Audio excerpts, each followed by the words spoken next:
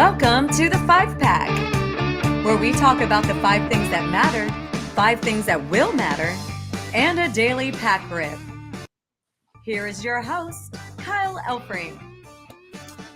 Yes, indeed. Great to be here on a Wednesday. Hope all is well in streaming, viewing, and listening land. You have landed on the 5-Pack right here at the Better Sports Network. Kyle Elfrink alongside producer Heather Klein. It is the place to be each and every day for the one-stop, 1-hour shop that'll get you set for your sports day. You missed things last night. Maybe if you're not going to be ready for things tonight, we'll take care of you. Do not worry. 5 things that matter right now, 5 things that will matter later, and of course, the pack rip at the end of the show. Yesterday, we had a fun one. I sung the praises of 1988 Fleer baseball. Do I have any of those? Oh, here's one. Yeah. So what was I singing the praises about? I was singing the praises about the fact that in 1988, Fleer baseball was giving out OPS splits, day, night, home, road, OPS splits. Nobody was doing that in 1988. They were cutting edge. Well, today I don't know if we're cutting edge. Today, not only are we going with black and white photos, which screams artsy fartsy, but not so much cutting edge. But additionally, we are rewinding the clock back to the era of let's say the 70s and 80s, where you would go to the photo studio, you and your family, your siblings, mom and dad. Everybody getting their photo dressed up. We've all had them. 30s, 40s, 50s. If you're that age, you've had them. I've got them. You've got them. Well, back in 1991, Donruss/Leaf, they said, let's get into the studio game. In fact, let's get creative and call them studio cards. Which the crazy thing about this pack of cards is they are pushing the puzzle before the cards. These are in effect, I was telling Heather Clyde, our producer, these are in effect senior class photos for Major League Baseball players. Now we'll get into this pack near the end of the show. There are no stats with these cards. And these were a thing. I was alive in this era. People cared about this set. It wasn't a huge set. It was about 250 cards. But we'll see what kind of creative and outlandish poses we get from the Leaf studio set coming up at the end of the show. But before that, we're going to talk about today, talk about 2023, specifically talk about June 21st, 2023. And as we sit here on a Wednesday morning, especially if you're a baseball fan, you're scratching your head and you're saying, really? The Cincinnati Reds, really? The Reds are like a playoff team? The Reds? And they're doing it with guys like I've never heard of. Well, yeah, the Reds, they're first place. They won again. They have now won 10 straight games. Last night, they were beating up on Colorado, and they were doing it with their rookie phenom, Elly De La Cruz. Craft expected to come off and start this weekend. De La Cruz, opposite way. Profar back. De La Cruz, opposite way for home run number 2. It's a 4-1 game.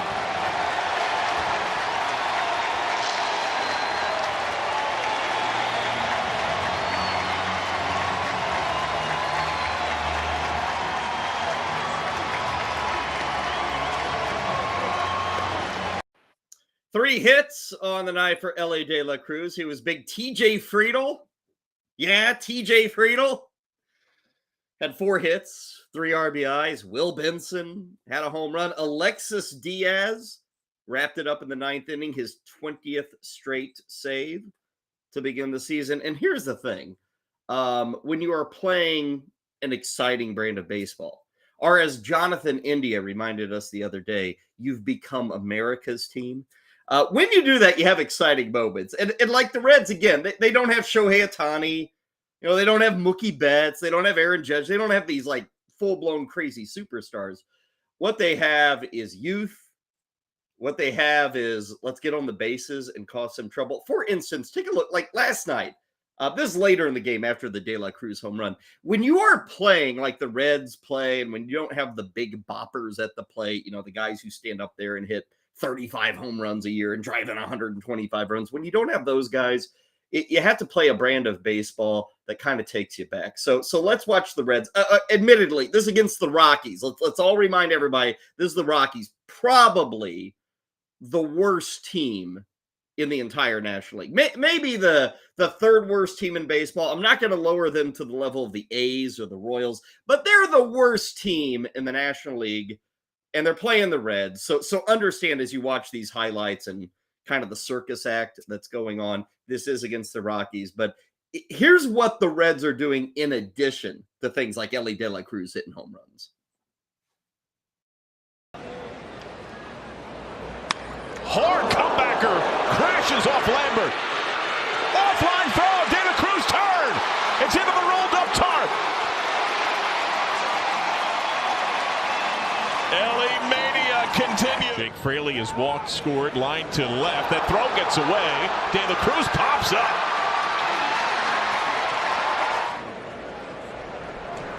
Hard ground ball fair. De La Cruz scores. Fraley surges up to second. Jones gathers it right. And Fraley shuts it down at second base. He threads a double. Cover, pickoff throw, gets away. Windmill on. Fraley to the plate. He's going to score. Castro could not collect.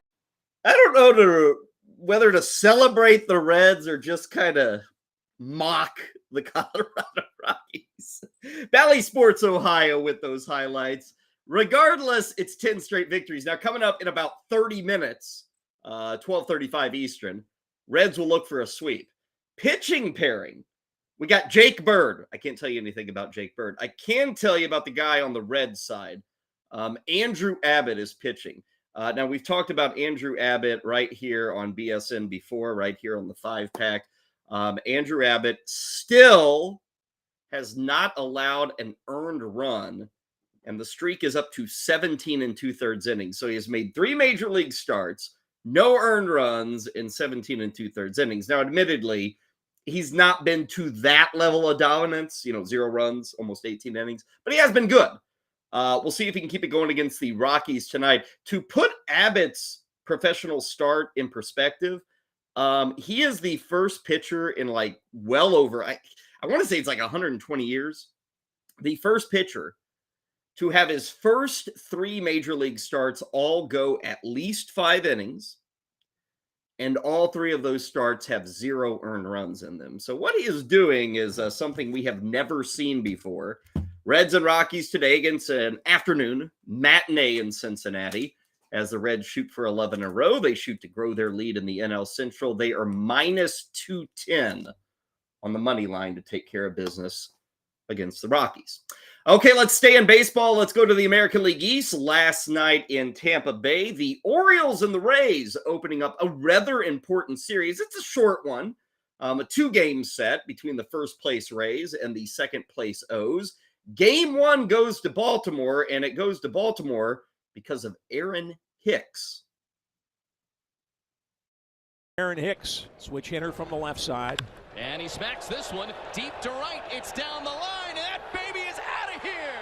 A 3-run homer for Aaron Hicks. And the Orioles, a great start against Glasnow and the Rays. Aaron Hicks dials it out. A 3-run shot, and the Orioles have put up 4 in the first. A no-doubter line drive just left of the right field foul pole, and just like that, the Orioles have jumped on Tyler Glasnow for 4 runs. See if the Orioles can bring him around. Hicks homered in the first. He's 1 for 3. That is lined up the middle, and that'll get down. Hayes being sent around, and he's going to score. Aaron Hicks, he has driven in 4 runs today, and there's your add-on run for the Orioles, a badly needed one. It's 8-6.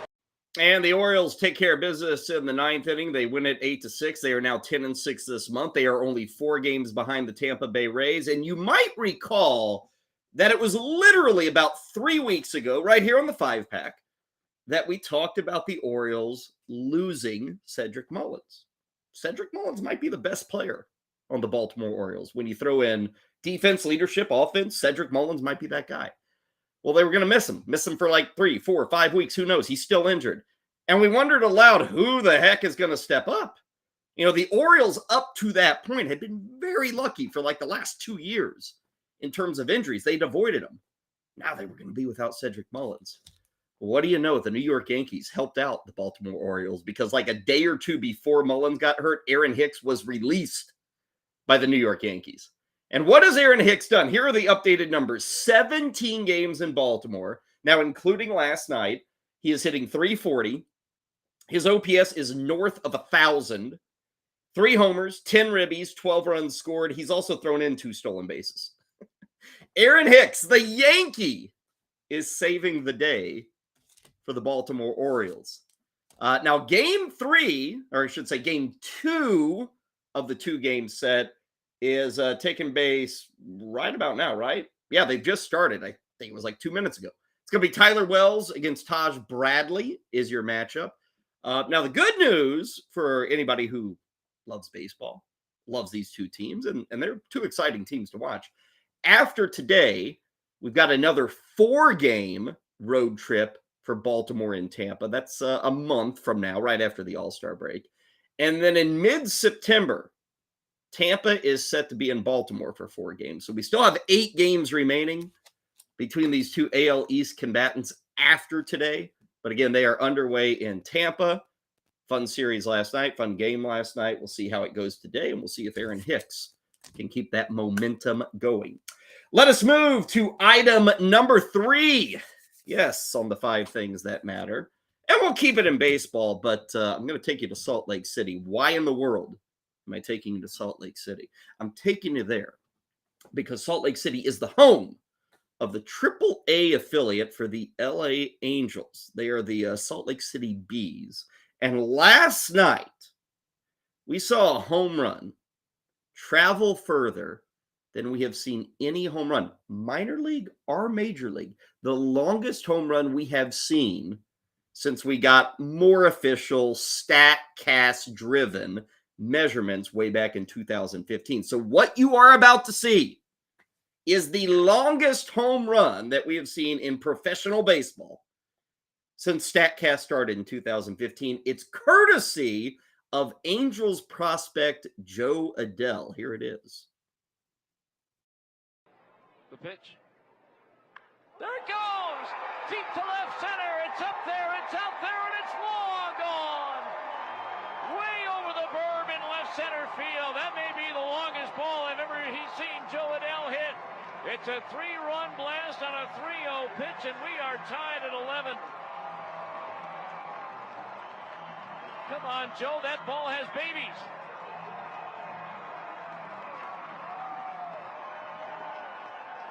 What a blast by Joe Adell. His 20th home run of the season. Okay, so you're wondering, how far did it go? Because many of us aren't familiar with the Salt Lake City ballpark there. 514 feet on that home run. Let me say it again. 514 feet. I've never been able to say that before, so I want to say it twice today on the 5-pack. That is the longest home run again in professional baseball in 8 years. If you are wondering, what is the longest major league home run? It's actually 508 feet. 2 players have hit a home run 508 feet. Can you guess either of them? Can you? They're not obvious. One guy is injured right now. I don't even think the other guy has a job right now. The injured party is Trevor Story, which I didn't look this up, but I'm guessing that probably happened at Coors Field, 508 feet.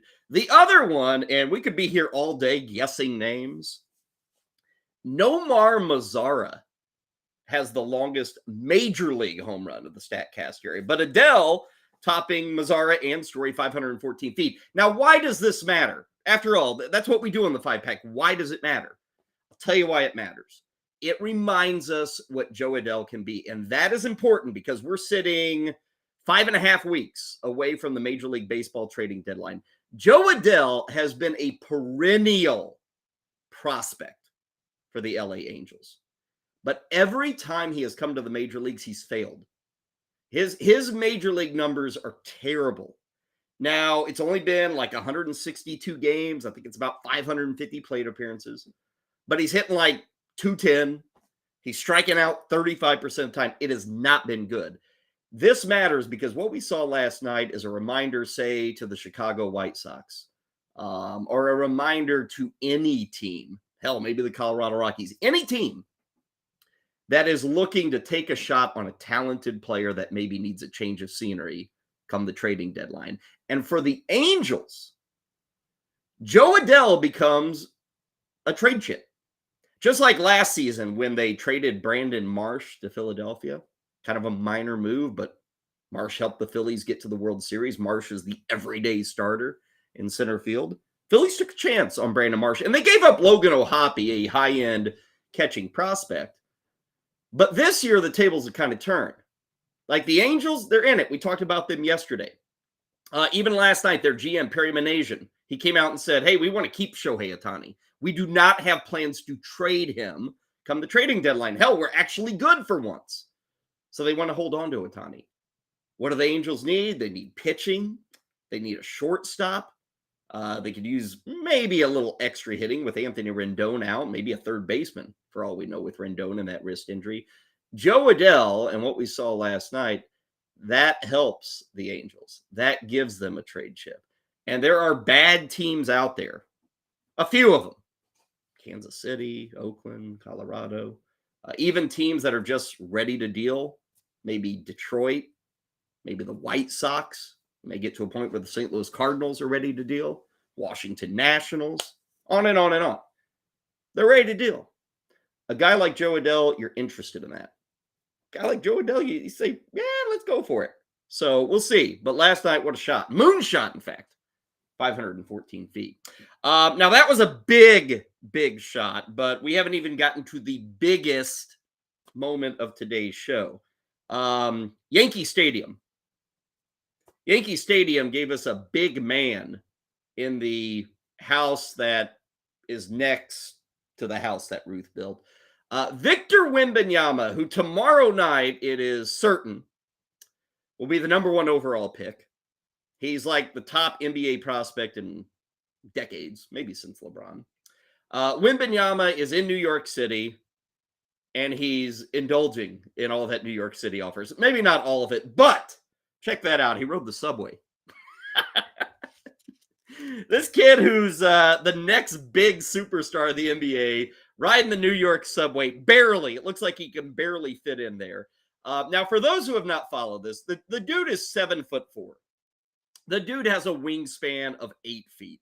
He is French. He is 18. He is massive. He's making his rounds in New York City, so he goes out to Yankee Stadium, rides the subway. I think we've got some other photos, maybe to put it in perspective of Victor Wembanyama. I don't even want to guess, the cut of that jersey with Victor Wembanyama. By the way, if you're wondering, how much does he weigh, this 7'4", 18-year-old? He's listed at 229. Now, you see a guy that thin, do you think 229? Well, maybe you would if you saw a 7'4" dude. There he is holding a baseball. Now, is that not freakish? There he is holding Victor Wembanyama, holding an official Major League Baseball. I think they call that a palm ball. Hey, wouldn't you love to see a pitching coach work with Wembanyama and say, wow, you can hold a baseball like that? We can do things. Oh, man, we can do things.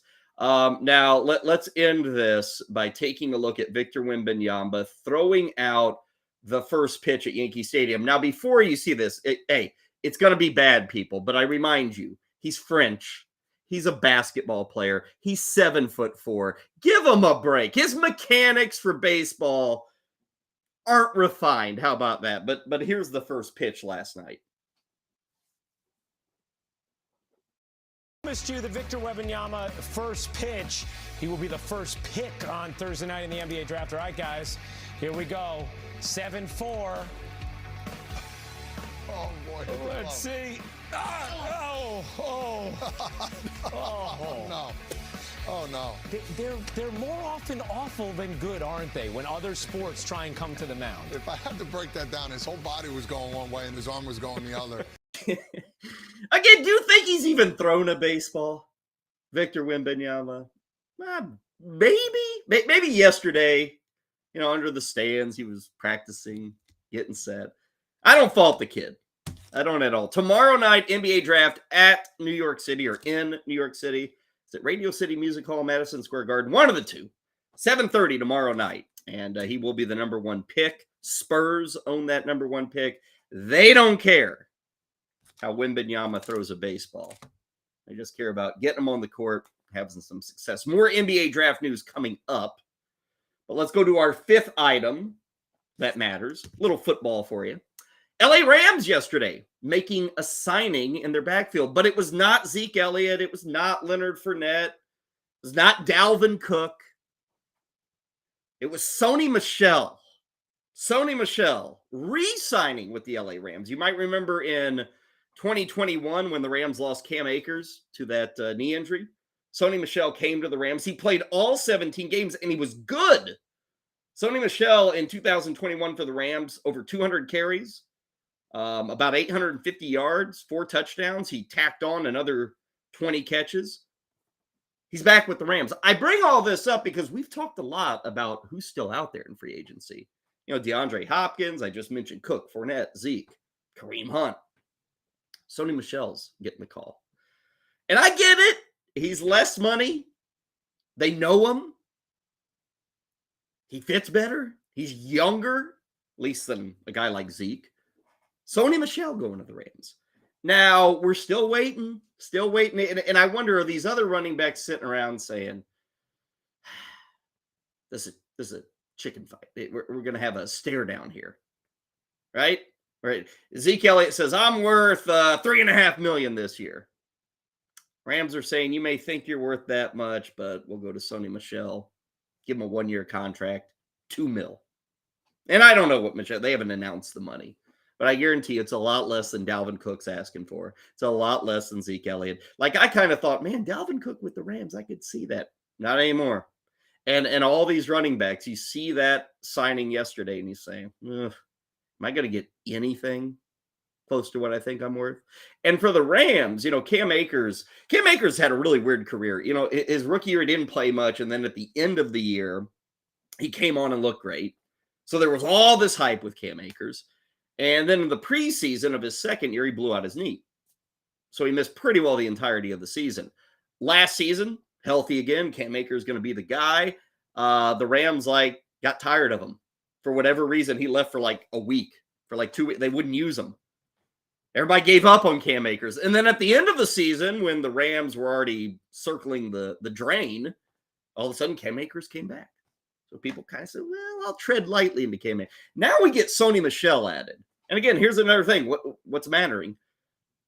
At the very least, you're probably looking at Sony Michel taking 100 carries from Cam Akers and others with the Rams. Before yesterday, Cam Akers was, quote-unquote, the guy. Now, the guy nowadays means a lot of different things than what it meant, say, in 1998, being the guy back then versus the guy today. So Cam Akers was the guy, but now Sony Michel's there. And that's a pretty good indication that the Rams, okay, they're fine with Akers, but they want support. Like I said, Michel had over 200 carries 2 years ago for the Rams. Last season with the Chargers, didn't get a whole lot of work. He was behind Austin Eckler. But with the Rams, behind Cam Akers, going to see Sony Michel get some work. Rams will officially open up their training camp on July 23rd. Those early 20s of July, that's when pretty well everybody in the NFL is opening up their training camp. Okay, that does it for the 5 things that do matter today. When we come back, we will hit you with 5 things that will matter as you go into your Wednesday. Before any of that, let's get you a highlight of earlier today on a better morning right here on BSN. I'll hop in here and start it right here on this one right here. If you're going to place a bet on anybody else, it's going to be the guy who won it last year, and Aaron Judge. Maybe he can get hot currently on the DraftKings Sportsbooks. Judge is coming in at 18-1 to win the award. Yes, Shohei Ohtani is a big favorite, but here's the problem. If I say to the average sports fan, Shohei Ohtani is the leader in the AL MVP race, they're going to pull out their phones and Google who is Shohei Ohtani. I mean, at some point, this guy has to play in October. I'm tired of hearing about this guy being the Babe Ruth or the new Babe Ruth, who was a fictional character itself. And now all of a sudden I never seen the dude play. Majority of the country's never seen the guy play. He don't play in October. He played on a terrible team out west who got two of the best players in baseball. So can we give this guy the MVP, please, so we can stop talking about Ohtani, a person that nobody knows?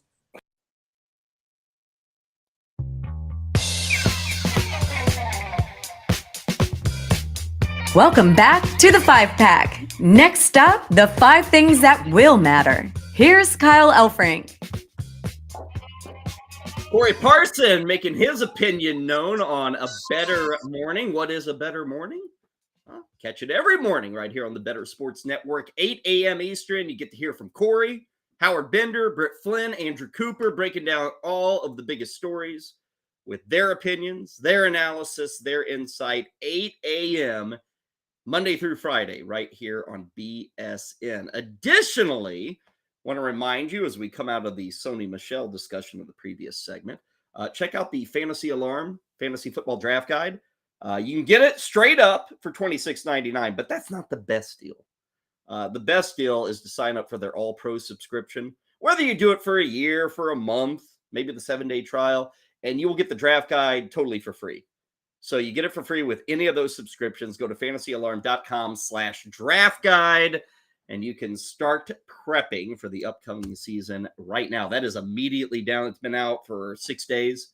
It's probably already been updated with the Sony Michel news, and that is the beauty of the draft guide. News happens, analysis happens, courtesy of Fantasy Alarm. So check it out, fantasyalarm.com/draft guide. Coming up in just a bit, we will go back to studio portraits from 1991 of actual baseball players. Now, there is a Jeff Bagwell rookie card in here that's actually worth a lot of coin because Jeff Bagwell was not seen as a great prospect coming up, but obviously Jeff Bagwell became a Hall of Famer. I think back then this was his first card, like his legitimate first card, doing the studio shot. So we'll talk about that coming up in a bit. And maybe we'll pull one of those Jeff Bagwell cards. There are only, 10 cards per pack. And the puzzle we're trying to build, Rod Carew. Wonder if anybody owns all of the puzzles that Dunris/Leaf put together. You know, they had Musial, Yastrzemski, Stargell, Ted Williams, Rod Carew. They're all over the place from like the mid 80s to the mid 90s there. Kind of a unique feature of all things Dunris. We will get to that momentarily, but right now let's get to the 5 things that will matter as we get things rolling again here on the Better Sports Network. And we were telling you about Victor Wembanyama. Tomorrow night is the night. NBA draft, San Antonio with the number 1 pick. It's pretty well a foregone conclusion. Wembanyama, hell, it's been a foregone conclusion for a year, but he'll be the number 1 pick going to San Antonio. After that, things get interesting. There is news starting, I would say, 2 days ago. And I'm not going to say it's like newsy, like more keeps coming, but the rumors keep percolating. And the rumors grow a bit more that perhaps the number 1 overall pick of 2019's draft, a man by the name of Zion Williamson, could Zion be on the move in tomorrow night's draft? Now, the Pelicans have not, really said anything one way or the other. And yeah, they're not going to come out and say, yes, we're trying to trade a guy, but they might come out and say, no, we're not. These rumors have now been going on for like 2-3 days, and they have not come out and said that. Zion Williamson has played really well. He's lived up to number 1 billing when he's on the court. But as anybody who follows the NBA knows, we see Zion Williamson more like this than we do in a uniform. Here are the latest numbers. Let me pull these up. Zion Williamson has played in 114 of a possible 318 games. Now, he's been dominant in those 114 games. 26 points, 7 boards, 4 assists. He's really good. He's an all-star player, but he's not playing enough. And it's always something. And there have been questions about his weight. I will note he still isn't, he hadn't even turned 23. Additionally, he's got a contract kicking in for this year that will pay him over $190 million over the next 5 seasons. Now, the Pelicans are currently drafting 14th in the first round. If, and this is a big if, I'm not sitting here and telling you Zion Williamson will be traded, but if Zion Williamson is traded, maybe we can pull up the draft board here, take a look at the draft order. Pelicans at 14, if they're trading, they want to get up to 2 or 3. They're not going to be able to get to 1. I wouldn't think so. But Charlotte at 2, Portland at 3. Zion is from North Carolina, so Charlotte makes a bit of sense. Portland, they've got that whole situation with Lillard saying, hey, bring me in help. Don't bring me in a rookie. Does Zion Williamson fit the bill? If he can stay healthy, it would. If he can stay healthy, that would be pretty dynamic, Lillard and Williamson. But there's major risk here. Like I said, the guy's missed 200 games. And that's not at the age of 30. Like we've talked about Bradley Beal and Damian Lillard this week. Those guys are in their 30s. And they're missing 15, 20 games. Zion's missing like 60 games at the age of 21. Maybe he's just unlucky. But every time I think of young dudes missing games, I think of Sam Bowie, guy drafted before Jordan, total disaster. And you think of Greg Oden, total disaster. And neither of those guys, Bowie or Oden, ever performed like Williamson has. Again, when Williamson's on the court, he's good. But can we keep him on the court? Or is this just going to be one setback after a setback after setback? We shall see. Is there a team willing to take a risk on Zion? Are the Pelicans willing to flip Zion? Like, he could be literally one of the top 5 players in all of the NBA. You give him 75 games. Now, who might they get? Who might the Pelicans make a move for? Scoot Henderson is one guy, and then Brandon Miller. So Wembanyama is going 1, and then we'll see. Henderson, Brandon Miller. Miller played for Alabama. Henderson was in the G League this past year. Begins tomorrow, NBA draft. Always a lot of trades to come. We'll see if any of them involve Williamson. We could see Brandon Ingram, Williamson's teammate. He could be on the move as well. So intrigue is upon us in the NBA draft.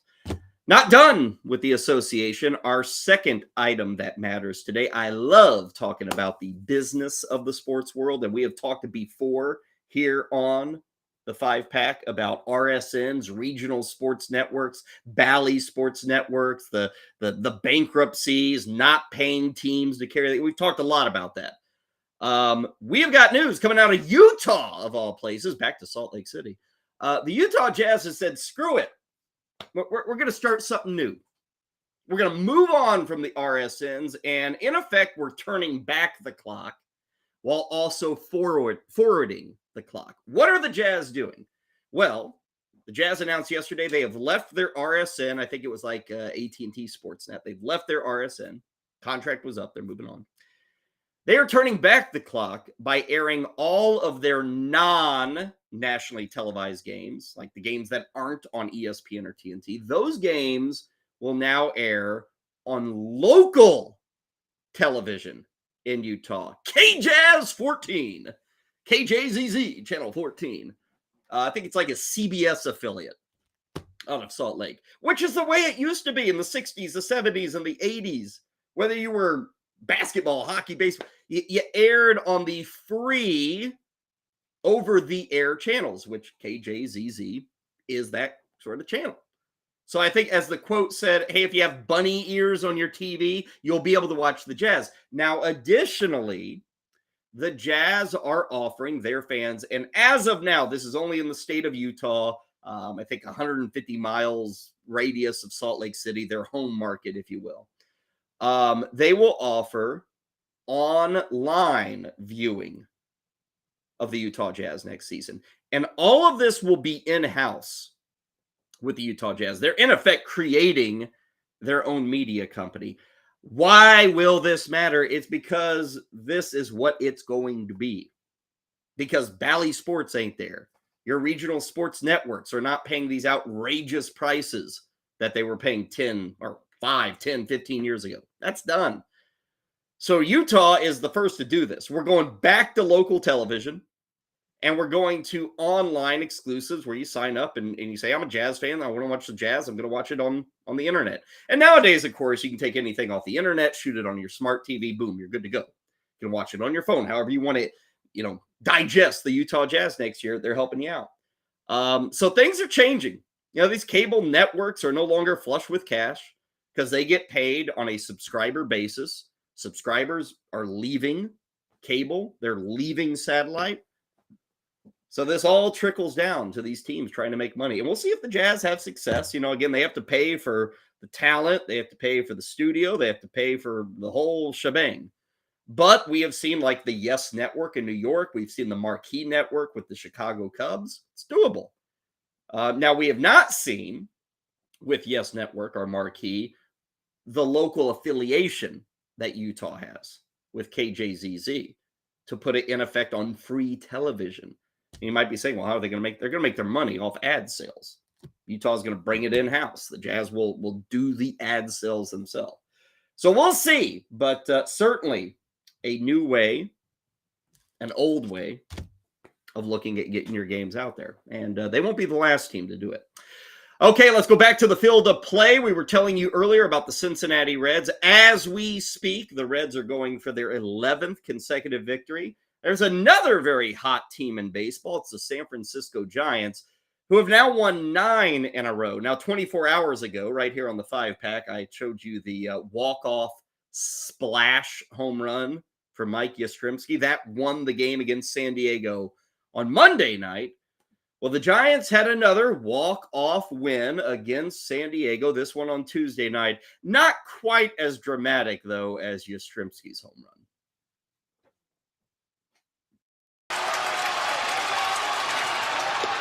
And this one is over. It's over! It's over! It's over! Well, they found another way.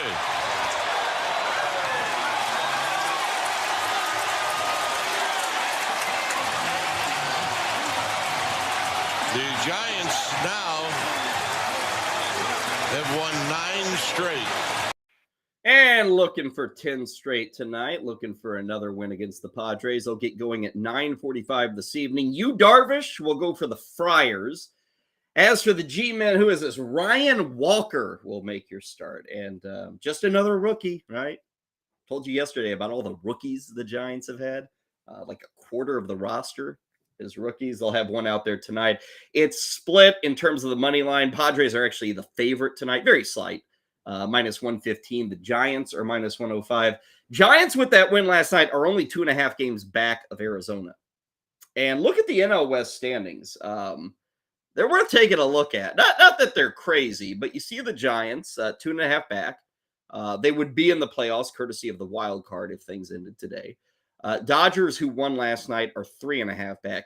But the Padres, holy moly, 8.5 back for the Padres. And they're 5 games out of the wild card. Now you can see we've only played, 73 games? We're not even halfway through the season, but it already feels like the Padres, are you ever going to figure it out? I mean, is it ever going to happen? Like look at the numbers right now at DraftKings. If you look at the futures for the Padres to make the postseason, and again, this is a team with Yu Darvish, with Manny Machado, with Fernando Tatis Jr., with Juan Soto, on and on and on. They got talent everywhere. Currently, they are plus 130 to make just the playoffs. Not to win the West, just to make the playoffs, plus 130. The Giants, my God, minus 180? I mean, minus 180 is like you are a strong bet to make the postseason. So that's a big number for the Giants, for a team that does not have near the star power, near the excitement of the Padres. And the Giants considered at this juncture a heavy, heavy favorite over the San Diego Padres. Again, 9:45 tonight. We'll see if the Giants can make it 10 in a row. How about that? We'd have 2 teams maybe with double-digit winning streaks at the same time. That doesn't happen very often in the world of baseball. One other thing in baseball, let's go to item number 4 on what will matter. Cleveland Guardians tonight. They are hosting the Oakland A's. It is a 7:10 first pitch. Why should we care about this game?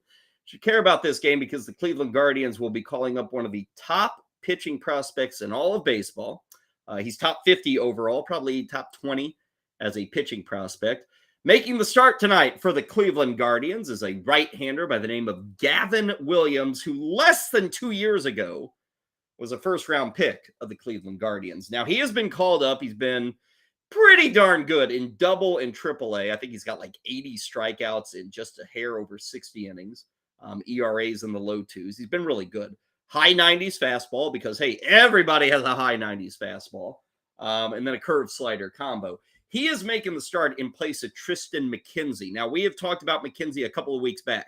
Remember McKenzie on that Sunday afternoon came back, looked really good for the Guardians. I think he had like 10 strikeouts in 5 innings. Well, we may not see Tristan McKenzie for the remainder of this year. Guardians came out yesterday and said that after 2 starts, remember McKenzie had missed all of April, all of May. Comes back, makes 2 starts. He throws like 10 innings. Well, now he's got a sprained UCL in his elbow. He is out for at least a month, and I think it's going to be longer than a month. So the Guardians are scrambling. They're going to Gavin Williams. He's got the start tonight against Oakland. 3 of the 5 men in that Guardians rotation right now are rookies. 3 of the 5. All 5 members of the Guardians rotation were drafted by Cleveland. This is one thing the Guardians have done very, very well is develop pitching. Because if you look at those 5 names or a lot of these names, none of these guys were like, oh, he's the next Clayton Kershaw or he's the next Steven Strasburg or, oh, that guy there is Verlander-esque. None of these guys were. Cleveland has got this magic potion, if you will, of developing pitching. Like Shane Bieber was never a great prospect. Corey Kluber, that's another one.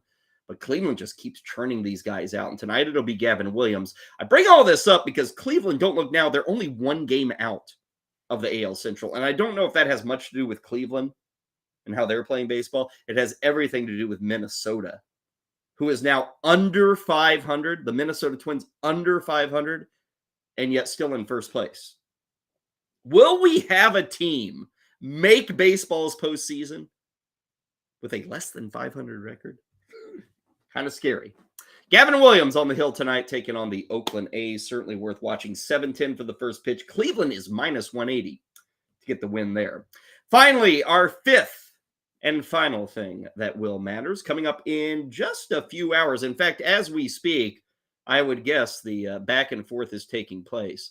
Later today, the NHL Hall of Fame will announce their latest inductees into the hallowed halls in Toronto, Ontario.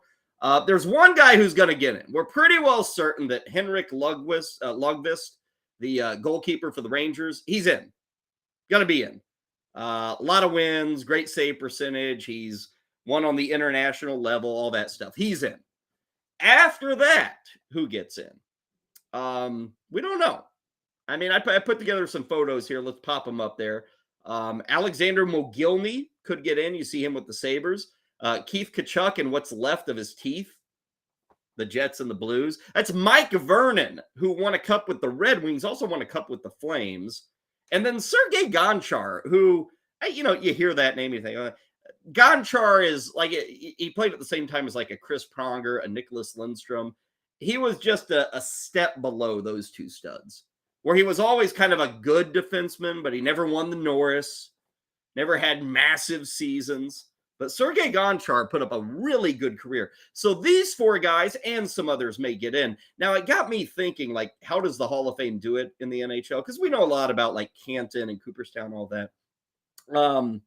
18 people are a part of the Hall of Fame committee. And these are the 18 people meeting right now. And they pretty well just vote themselves. This is an 18-man vote that takes place today. To get enshrined, to get elected, you've got to get 14 yeses from the 18 members. Check out that Hall of Fame. That's an old school Hall of Fame, right? That building, I mean, that looks like an art museum, not a Hall of Fame. But that's where the Hall of Fame is in Toronto. Anyway, they're meeting there today. They'll make the announcement there today. Now, the committee members who makes it up, it's guys who've been around hockey forever. I think there's a couple of writers or, broadcasters, a lot of ex-players, GMs, coaches, all that stuff. Of note is that this 18-member committee is constantly in flux. Guys leave, guys come on, guys resign. You're limited to a max of 15 years. So unlike some other Hall of Fames where you say, well, why wasn't he a Hall of Famer 5 years ago? Like every time the NHL Hall of Fame meets and the committee gets together, there's new opinions. There's new faces, new voices, almost every single year. So that is why a guy like Mo Gilney or a guy like Mike Vernon could get elected. Again, Lundqvist, he's in. He should be in, absolutely. But after that, we'll see if any other names get in. And again, that announcement coming later today. I think it's around 3 o'clock Eastern that we will get that list for this upcoming year. Good luck to all those legends. We will take a break here. When we come back, we will take a look at the legendary Leaf Studio. Yes, these are profile pics. As I termed it earlier, these are the senior class photos of Major League Baseball players in 1991. We'll enjoy our look through. Coming up next, right here on the 5-Pack. When the question is, what team is a good fit for Zion? Well, the hypothetical Zion that we picture in our minds, every team is a good fit for a player like that. Like if he's playing at his peak and he actually cares and he's in shape and he's, and he's focused and he's not in the tabloids more than he is watching these games from the bench, then he's a good fit for any team. But the way it is right now, you got to be worried, especially when you look at a guy like Ben Simmons, who, ends up giving himself the yips based on all this offseason stuff and not practicing and not playing and not shooting. It scares me, right? But if the way I look at it is the difference between the third and the second pick isn't much. Wemby's going at 1. So if he is going to go anywhere and the team is going to buy him, it probably should be Charlotte at 2.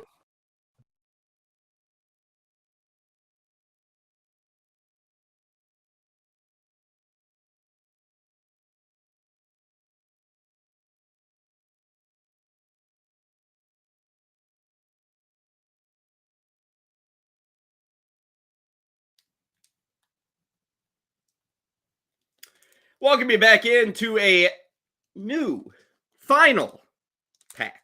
I say a new panel. We just welcome you into the final segment. Sorry about that.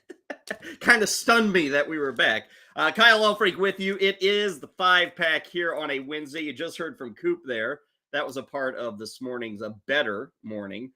Coop is coming up top of the hour, about 12, 15 minutes away. Quick Outs Fantasy Football. John and Pimba, Andrew Cooper. That is at 1 o'clock. 3 o'clock today. Front Yard Fantasy has the Fantasy Football Game Show, Better Sports Betting with Dan Servadidio at 4. And then at 5 o'clock, we'll get you set for the DFS night to come. Fantasy Alarm, MLB DFS Playbook.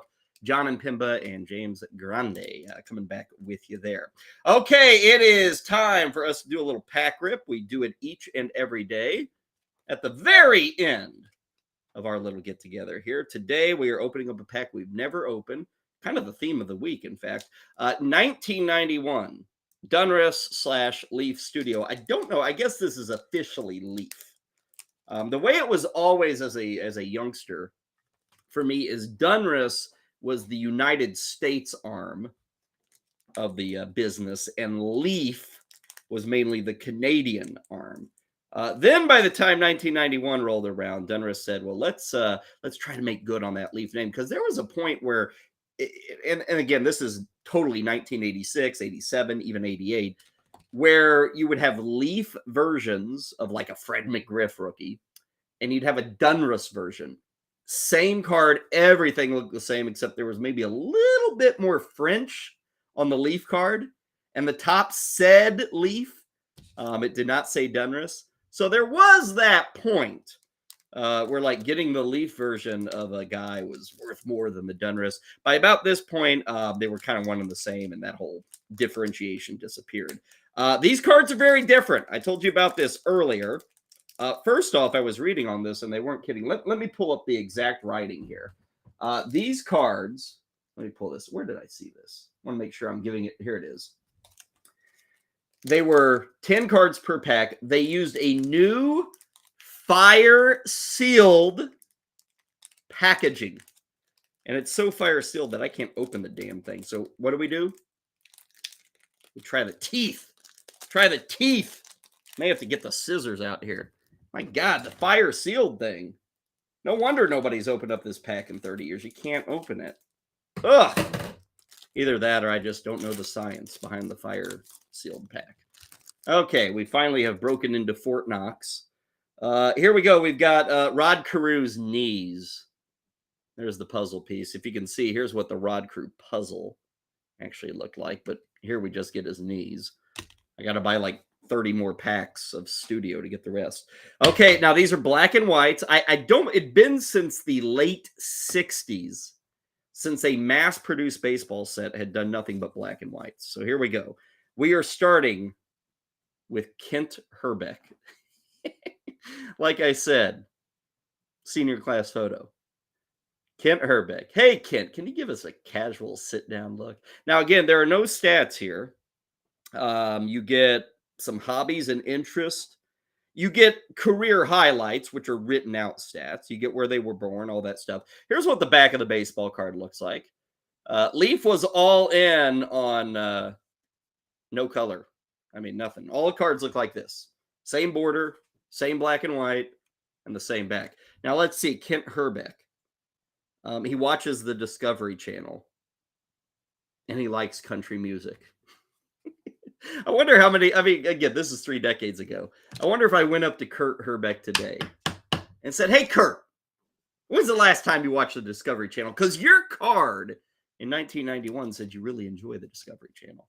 You'd probably say, what? I never said that. Reliever for the Baltimore Orioles, Greg Olson. Look at that. Didn't need a Fu Manchu. He just looked intimidating as is. Let's see. Hobbies and interest. Nintendo games. He likes heavy metal music. His favorite TV shows are The Simpsons, MASH, and Cheers. Can't really fault him on those. Not at all.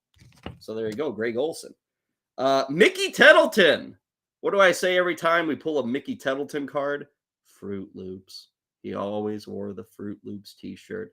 It's a shame they didn't get him in his Fruit Loops t-shirt here. Mickey Tettleton, catcher for the Tigers, had a decent run with the Orioles. His hobbies and interests. Oh, he also likes country music, and he also enjoys the TV show Cheers. Look who his heroes are. Can you see that at the bottom? All ball players. Mickey Tettleton. He loves everybody in baseball.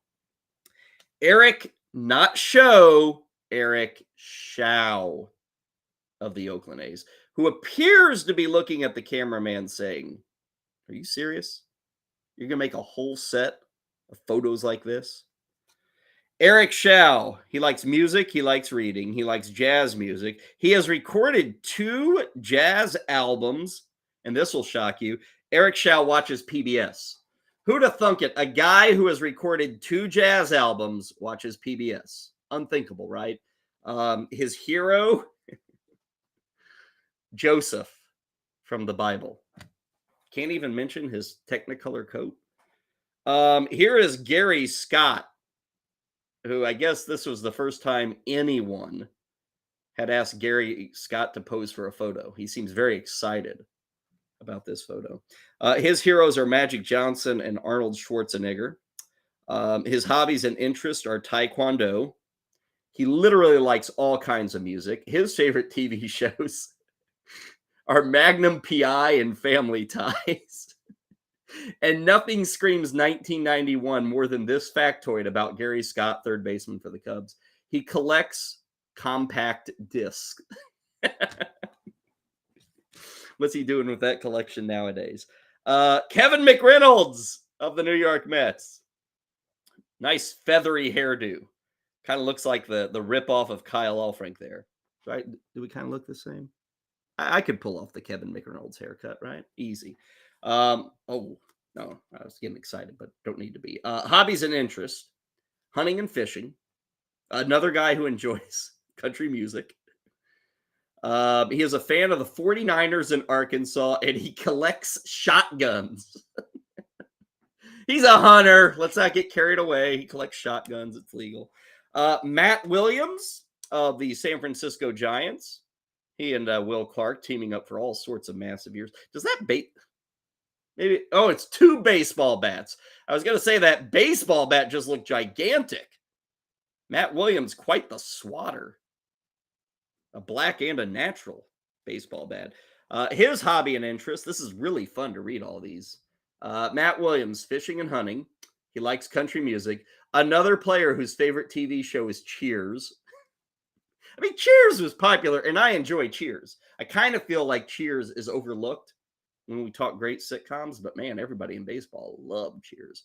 He follows UNLV basketball, enjoys the 49ers. His hero is Arthur Williams, his dad. So there you go. Mike Scott, Cy Young winner in 86, I think. Known for resurrecting his career with the split-fingered fastball. His hobby and interests are golf and music. He watches Rocky and Bullwinkle. How about that? Mike Scott would have never guessed. Collects golf clubs. And maybe I'm an idiot. His hero is a guy named Dennis Laborio. I got to look that up. Who am I missing something here? Dennis Laborio. Well, he's with the Houston Astros. Who is former clubhouse manager Dennis Laborio, who has passed away. Now, let's see. Laborio, I'm reading this story. He passed away in 2018 at the age of 63. So passed away very young, diagnosed with Alzheimer's. Laborio, the former clubhouse manager of the Astros, he was 63 in 2018. So when this card came out, he was like 36, and Mike Scott was saying, that's my hero. Wonder if that was an inside joke. Probably so. Andy Van Slyke. Now, Andy Van Slyke, I think, still lives right here in St. Louis. He started with the Cardinals, became an all-star with the Pirates. He was a part of those very good Pirate teams with Bonilla, with Bonds, Mike Lavalier, all those guys, Jose Lind. But Andy Van Slyke then became like a hitting coach in the majors, I think with Detroit. He's been a coach here in the St. Louis area, I think on the high school level. Hobbies and interests. He enjoys reading the budget. Andy Van Slyke enjoys reading the budget and also bass fishing. He's a St. Louis Blues hockey fan. His hero is Jesus. Sounds like somebody from St. Louis on all fronts. Finally, Ben McDonald, who at this point, Ben McDonald was supposed to be one of the next big things. He was the #1 overall pick out of LSU to the Orioles. To this day, McDonald had a decent career, didn't reach the heights it was supposed to. But Ben McDonald is a great listen on the Orioles television broadcast because he is Louisiana born and bred, and he brings the accent. There's Jeff Brantley in Cincinnati, where it sounds like you're sitting with Jeff Brantley spitting tobacco on the back of the porch. Ben McDonald has that a bit too when he's on those Oriole broadcasts. His hobby and interest, and again, this speaks to Louisiana born and bred, hunting, golf, and all outdoor activities. He likes country music. His favorite TV show is Sports Center. He follows LSU, and he collects T-shirts. Times were simpler in 1991. We got a guy who collects T-shirts. We've got a major leaguer who enjoys reading budgets. Who was the other fun one we had? Oh, yeah. We have Eric Shao, who watches PBS and cuts jazz albums. And what was the other funny one? Oh, yeah. Gary Scott, who collects compact disc. Little did you know the time machine we were going to get into with these studios. I got to get some more of these. Nothing really funny with these black and white profile photos, but a lot of interesting tidbits on these players. Okay, that does it for the Pack Rip. That does it for the show. We're back tomorrow on Thursday, 12 Eastern. Kyle Elfrink with you on the 5-Pack here on BSN.